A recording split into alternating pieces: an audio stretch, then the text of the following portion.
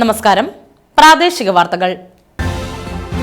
ഈ വാർത്തകൾ നിങ്ങൾക്കായി അവതരിപ്പിക്കുന്നത് Marvel agencies Thrissur road Irinjalakuda. ഇരിങ്ങാലക്കുടയിലെ സമ്പൂർണ്ണ digital hub moment super shopping ഡാന ഇരിങ്ങാലക്കുട. 2024-2025 വർഷത്തെ ജില്ലയിലെ മികച്ച ഗ്രാമപഞ്ചായത്തിലുള്ള സംസ്ഥാന സർക്കാരിന്റെ സ്വരാജ് ട്രോഫിക്ക് മുരിയാട് ഗ്രാമപഞ്ചായത്ത് അർഹരായി. 20 ലക്ഷം രൂപയും പ്രശസ്തി പത്രവും ഫലകവും അടങ്ങുന്നതാണ് അവാർഡ്.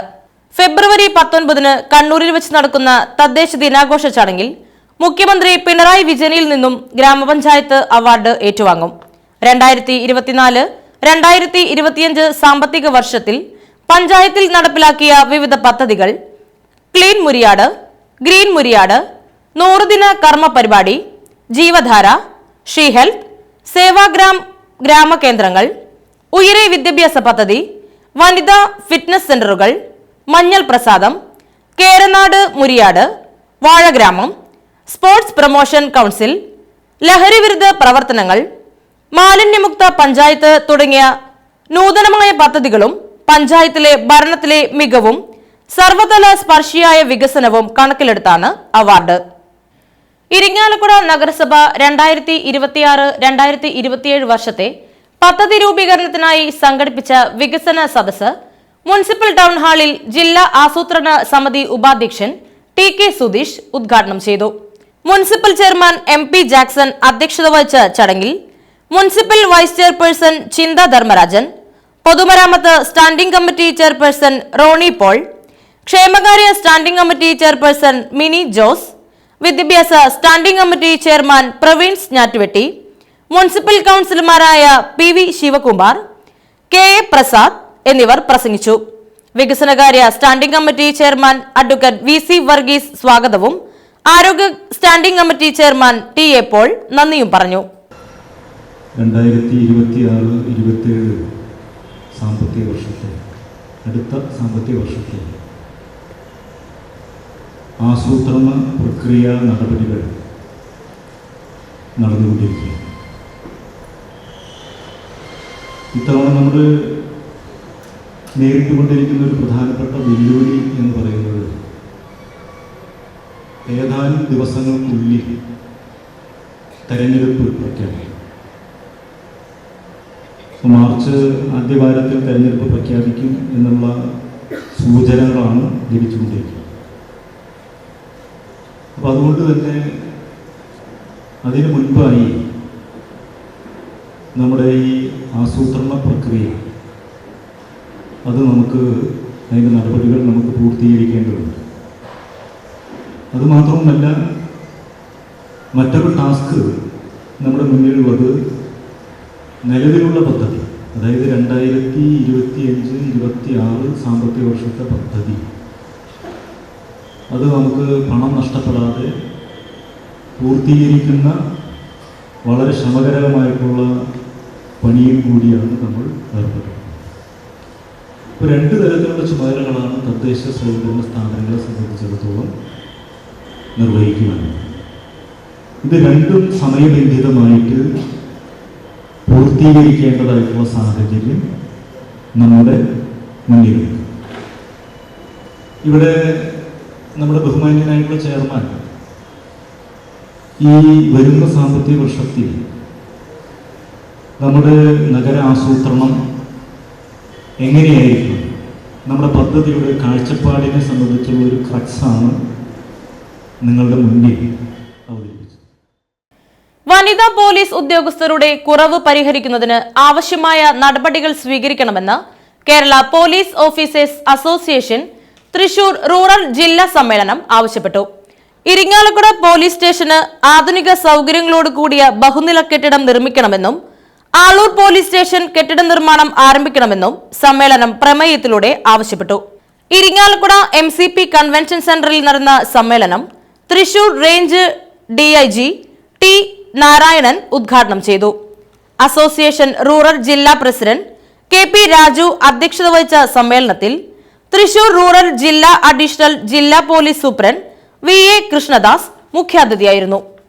അസോസിയേഷൻ സംസ്ഥാന general secretary CR Biju, special branch DYSP Saleesh NS, ജില്ലാ crime record bureau DYSP Varghese Alexander, Kodungallur DYSP Bijukumar, Irinjalakuda DYSP Santhosh Kumar, association സംസ്ഥാന joint secretary Baiju KC, police association സംസ്ഥാന നിർവാഹക സമിതി അംഗം Martin KA, police officers association Thrissur city ജില്ലാ secretary Kamaldas PR, Kerala police association Thrissur city ജില്ലാ secretary Vijosh ML, Kerala police association city ജില്ലാ secretary Rajeesh, Kerala police pensioners association ജില്ലാ secretary P. Mohanan എന്നിവർ ആശംസകൾ നേർന്നു. കേരള പോലീസ് ഓഫീസേഴ്സ് അസോസിയേഷൻ സംസ്ഥാന ജനറൽ സെക്രട്ടറി CR ബിജു സംഘടന റിപ്പോർട്ടും, ജില്ലാ സെക്രട്ടറി സിൽജോ V പ്രവർത്തന റിപ്പോർട്ടും, ട്രഷറർ ബിജു MC വരവ് ചെലവ് കണക്കുകളും അവതരിപ്പിച്ചു. പഴയ തലമുറയിലുള്ള കേസുകൾ എഴുതി പരിചയമുള്ള ആത്മവിശ്വാസത്തോടുകൂടി കേസുകൾ എഴുതാൻ സാധിക്കുന്ന ഉദ്യോഗസ്ഥർ റിട്ടയർ ചെയ്ത് പോകുമ്പോൾ ഇനി ആരാണിത് ടേക്കപ്പ് ചെയ്യുന്നത്, ഏറ്റവും മികച്ച രീതിയിൽ കേസ് അന്വേഷണം നടത്തുകയും CD ഫയലുകൾ തയ്യാറാക്കുകയും ചെയ്യുന്നത് ആരാണ് എന്ന് പറയാറ്. ഇപ്പോൾ പുതുതായിട്ട് വരുന്ന തലമുറയ്ക്ക് കേസ് അന്വേഷണവുമായിട്ട് ബന്ധപ്പെട്ട് പോലീസിങ്ങിനെ മറ്റു തലങ്ങളുമായിട്ട് ബന്ധപ്പെട്ട് വിശദമായിട്ടുള്ള പരിശീലനം കൊടുക്കുക എന്നുള്ള അവർ ആത്മവിശ്വാസം വർദ്ധിപ്പിക്കുന്ന രീതിയിൽ വളരെ പ്രധാനമാണെന്ന് മനസ്സിലാക്കി കഴിഞ്ഞ കോഴിക്കോട് സിറ്റിയിൽ ബിജുവിനും മറ്റുള്ളവർക്കും അറിയാം, നമ്മൾ ക്വസ്റ്റ് എന്നുള്ള പേരിൽ QUEST എന്നുള്ള പേരിൽ വളരെ കോംപ്രഹെൻസീവായിട്ടുള്ള ഒരു ട്രെയിനിങ് പ്രോഗ്രാമുകളുടെ കാര്യം നമ്മൾ പലതും തുടങ്ങി വെക്കും. പക്ഷേ അത് 1, 2, 3 മാസം കഴിയുമ്പോൾ നിന്ന് പോകുന്ന അവസ്ഥ അതൊഴിവാക്കി കണ്ടിന്യൂസ് ആയിട്ടുള്ള രീതിയിലുള്ള ട്രെയിനിങ് എല്ലാ മാസവും ഒരാഴ്ച 10 ദിവസം ട്രെയിനിങ്ങിനായിട്ട് തന്നെ മാറ്റിവെക്കും. അത് കേസ് അന്വേഷണവുമായിട്ട് ബന്ധപ്പെട്ടുള്ള ട്രെയിനിങ് ഉണ്ട്, കമ്മ്യൂണിറ്റി പോലീസിങ്ങുമായിട്ട് ബന്ധപ്പെട്ടുള്ള ട്രെയിനിങ് ഉണ്ട്, ഫോറൻസിക്കുമായി ബന്ധപ്പെട്ട സൈബറുമായിട്ട് ബന്ധപ്പെട്ടുള്ള ട്രെയിനിങ്. ഇത് കൃത്യമായിട്ടുള്ള മോഡ്യൂളുകൾ തയ്യാറാക്കി ഇപ്പോൾ സർവീസിലുള്ളവരും അതുപോലെ തന്നെ റിട്ടയർ ചെയ്ത ഉദ്യോഗസ്ഥരെ കൊണ്ടുവന്ന് ഇൻഹൗസ് ആയിട്ടുള്ള ട്രെയിനിങ് ഫെസിലിറ്റി ഉപയോഗിച്ച് പുതിയ തലമുറയിലുള്ള പോലീസ് ഉദ്യോഗസ്ഥർ വിശദമായിട്ടുള്ള ട്രെയിനിങ് നൽകും. ഏകദേശം കഴിഞ്ഞ 1.5 വർഷമായിട്ട് എല്ലാ മാസവും നമ്മൾ നിരന്തരമായിട്ട് അത് കോഴിക്കോട് സിറ്റിയിൽ ചെയ്തു. അതിൻ്റെ ഭാഗമായിട്ട് പുതിയൊരു ജനറേഷൻ ഉദ്യോഗസ്ഥർ ആത്മവിശ്വാസത്തോടു കൂടി പോലീസിങ്ങിൻ്റെ എല്ലാ ആസ്പെക്റ്റും കൈകാര്യം ചെയ്യാൻ സാധിക്കുന്ന ഉദ്യോഗസ്ഥർ നമുക്ക് വാർത്തെടുക്കാൻ സാധിച്ചു. ഇതേ രീതിയിൽ തന്നെയാണ് കൊല്ലം സിറ്റി കമ്മീഷൻ ആയിരുന്നപ്പോൾ അവിടെ ബേസിക് എന്ന പേരുള്ള ട്രെയിനിങ് പ്രോഗ്രാം അതിപ്പോഴും നടന്നു വരും. സംസ്കാര സാഹിതിയുടെ നേതൃത്വത്തിൽ ജനങ്ങളിൽ നിന്നും സമാഹരിച്ച വികസന നിർദ്ദേശങ്ങൾ സാംസ്കാരിക സാഹിതി ഭാരവാഹികൾ മുനിസിപ്പൽ ചെയർമാൻ MP ജാക്സന് സമർപ്പിച്ചു. തദ്ദേശ സ്വയംഭരണ സ്ഥാപനങ്ങളിലേക്ക് നടന്ന തെരഞ്ഞെടുപ്പിന് മുൻപ് നഗരസഭയുടെ വിവിധ പ്രദേശങ്ങളിൽ നിന്നും അഭിപ്രായ പെട്ടികൾ വഴിയും ഗൂഗിൾ ഫോം വഴിയും സമാഹരിച്ച നിർദ്ദേശങ്ങളാണ് പൊതുവേദിയിൽ അവതരിപ്പിച്ചത്. സംസ്കാര സാഹിതിയുടെ നിയോജക മണ്ഡലം chairman Arun Gandhigram, general secretary Bharath Kumar Ponthenkattath, ഭാരവാഹികളായ TG പ്രസന്നൻ, വിനോദ്, സുരഭി വിനോദ്, ജോസഫ് പള്ളിപ്പാട്ട് എന്നിവർ പങ്കെടുത്തു. ജൂനിയർ റെഡ് ക്രോസ് ഇരിങ്ങാലക്കുട വിദ്യാഭ്യാസ ഉപജില്ലാ തലത്തിൽ സംഘടിപ്പിച്ച ഫസ്റ്റ് എയ്ഡ് CPR പരിശീലനം ഇന്ത്യൻ റെഡ് ക്രോസ് സൊസൈറ്റി ജില്ലാ ചെയർമാൻ അഡ്വക്കേറ്റ് MS അനിൽകുമാർ ഉദ്ഘാടനം ചെയ്തു. ജില്ലാ ജനറൽ സെക്രട്ടറി അജിതൻ പട്ടാട്ട് അധ്യക്ഷത വഹിച്ച ചടങ്ങിൽ IMA Irinjalakuda secretary doctor Anju, treasurer doctor Nathaniel എന്നിവർ ക്ലാസ് എടുത്തു. ജൂനിയർ റെഡ് ക്രോസ് ഇരിങ്ങാലക്കുട ഉപജില്ലാ കോർഡിനേറ്റർ മെൽവിൻ സ്വാഗതവും പറഞ്ഞു. എന്താണ് കാരണം എന്ന് ചോദിച്ചപ്പോൾ 8 എന്നേക്കാളും ചെറിയവരാണ്, അതുകൊണ്ടാണ് ഞാൻ അയാളെ തല്ലിയത്. ഇത് കേട്ട 8 എന്ന നമ്പർ 7 തല്ലി. ചോദിച്ചപ്പോൾ ഇത് തന്നെ ഉത്തരം, 7 8 ചെറുത്, അതുകൊണ്ട് 7 തല്ലി.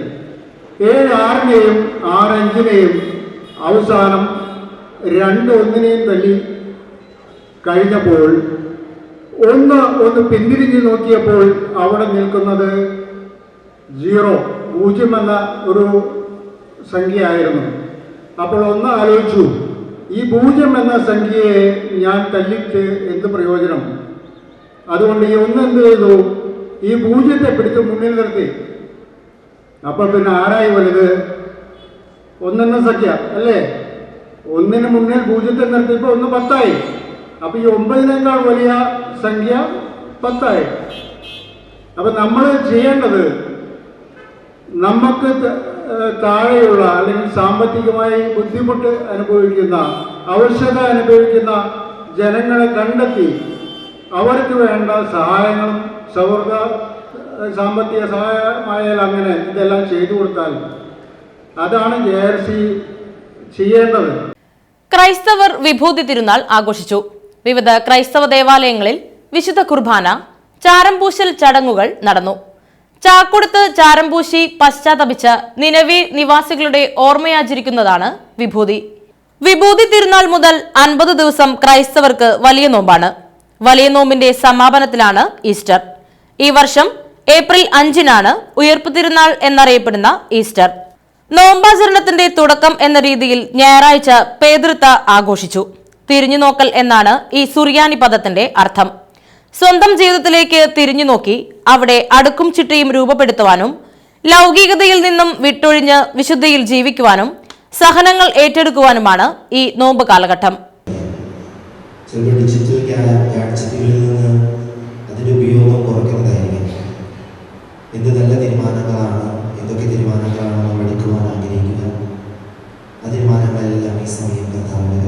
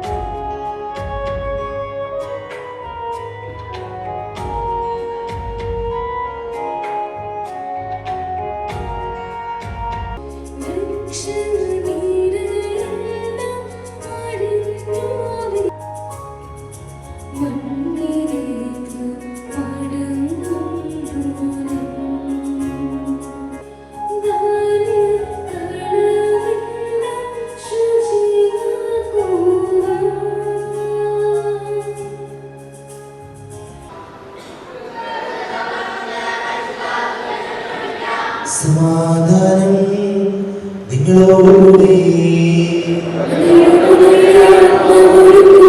വിശുദ്ധ മത്തായി അറിയിച്ച നമ്മുടെ കർത്താവിന്റെ പരിശുദ്ധ സുവിശേഷം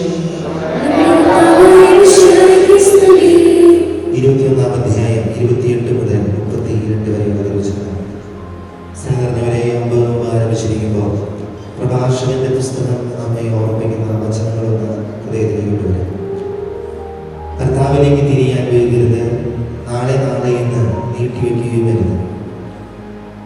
മറ്റൊരു വചന പ്രധാനമാണ്, ക്ഷമിക്കുമെന്നോർത്ത് ദൈവം ക്ഷമിക്കുമെന്നോർത്ത് വീണ്ടും നീ പാപം ചെയ്യരുത്. നിലവിലെ നിവാസികൾ ചാക്കൊടുത്ത് അവരുടെ പാപത്തിന് പരിഹാരം ചെയ്യുന്നതായിട്ട് പഴയ നിയമത്തിൽ നമ്മൾ കാണാൻ സാധിക്കും. ഇന്ന് വചനത്തിലെ 2 മക്കളുടെ കഥ പറയുമ്പോൾ അതിലൊരു മകൻ ആദ്യം താൻ ചെയ്യില്ല എന്ന് പറഞ്ഞിട്ടും പിന്നീട് മനസ്സ് മാറി പശ്ചാത്തപിച്ച് തിരിച്ചു വരുന്ന വചനമാണ് കാണാറ്. ദൂർത്തപുത്രന്റെ ഉപമയില് തന്റെ ജീവിതത്തിൽ തെറ്റുകൾ മനസ്സിലാക്കുമ്പോൾ തിരിച്ച് പിതാവിന്റെ പക്കലേക്ക് ഓടിയടയുന്ന ദൂർത്തപുത്രന്റെ ഉപമയും നമ്മുടെ മുൻപിൽ പശ്ചാത്താപത്തിന്റെ ജീവിതത്തിന്റെ വലിയ മാതൃകകൾ നൽകുന്നുണ്ട്. ഈ 50 നോമ്പിൽ നമ്മുടെ ജീവിതത്തിൽ വന്ന കുറവുകൾക്ക് പരിഹാരമായി ചെറിയ ത്യാഗങ്ങളൊക്കെ എടുത്ത് പ്രാർത്ഥിക്കാൻ, ജീവിതത്തിൽ ഒരു നവീകരണം കൊണ്ടുവരാൻ, നമ്മുടെ ചില ദുശീലങ്ങളൊക്കെ മാറ്റുവാനായിട്ട്, സ്വഭാവ രീതികളിൽ കുറച്ച് മാറ്റങ്ങൾ കൊണ്ടുവരാനായിട്ട് ഈ 50 നോമ്പ് നമ്മെ സഹായിക്കട്ടെ. അതിന് കർത്താവിന്റെ വചനം നമ്മെ സഹായിക്കട്ടെ. നമ്മുടെ വചനം ശ്രദ്ധിക്കാം. നിങ്ങൾക്ക് എന്ത് തോന്നുന്നു? ഒരു മനുഷ്യന് 2 പുത്രന്മാരുണ്ടായിരുന്നു. അവൻ ഒന്നാമനെ അടുത്ത് ചെന്ന് പറഞ്ഞു, മകനെ, പോയി ഇന്ന് മുന്തിരിത്തോട്ടത്തിൽ ജോലി ചെയ്യുക. ഞാൻ പോകാമെന്ന് അവൻ പറഞ്ഞു. എങ്കിലും പോയില്ല. അവൻ രണ്ടാമനെ അടുത്ത് ചെന്ന് ഇത് തന്നെ പറഞ്ഞു. അവനാകട്ടെ, എനിക്ക് മനസ്സില്ല എന്ന് പറഞ്ഞു. എങ്കിലും പിന്നീട് പശ്ചാത്തപിച്ച് അവൻ പോയി. ഈ 2 പേരിൽ ആരാണ് പിതാവിന്റെ ഇഷ്ടം നിറവേറ്റിയത്? അവർ പറഞ്ഞു, രണ്ടാമൻ. യേശു പറഞ്ഞു, സത്യമായി ഞാൻ നിങ്ങളോട് പറയുന്നു, ചുങ്കക്കാരും വേശ്യകളുമായിരിക്കും നിങ്ങൾക്ക് മുൻപേ സ്വർഗത്തിൽ പ്രവേശിക്കുക. എന്നാൽ എന്നാൽ യോഹന്നാൻ നീതിയുടെ മാർഗത്തിലൂടെ നിങ്ങളെ സമീപിച്ചു, നിങ്ങൾ അവനിൽ വിശ്വസിച്ചില്ല. എന്നാൽ ചുങ്കക്കാരും വേശ്യകളും അവനിൽ വിശ്വസിച്ചു. നിങ്ങൾ അത് കണ്ടിട്ടും അവനിൽ വിശ്വസിക്കത്തക്ക വിധം അനുഭവിച്ചില്ല. ഇതോടെ വാർത്തകൾ കഴിഞ്ഞു. നമസ്കാരം.